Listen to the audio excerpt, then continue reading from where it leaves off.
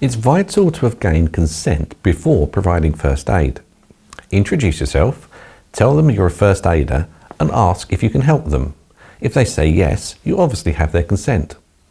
Most first aiders are trained to introduce themselves and say, "I'm a first aider, may I help you?" You don't have to use this exact phrase, but it's a good idea to have a set way of asking for consent, so that if asked, you can easily recall how you gained consent. It's important to maintain communication with the patient while providing first aid. Tell them what you're going to do, why you need to do it, and ask them if it's okay for you to do it. If you do need to touch them, tell them what you need to do and why, and ask them if it's okay. Keep them informed. Consent is a continual process.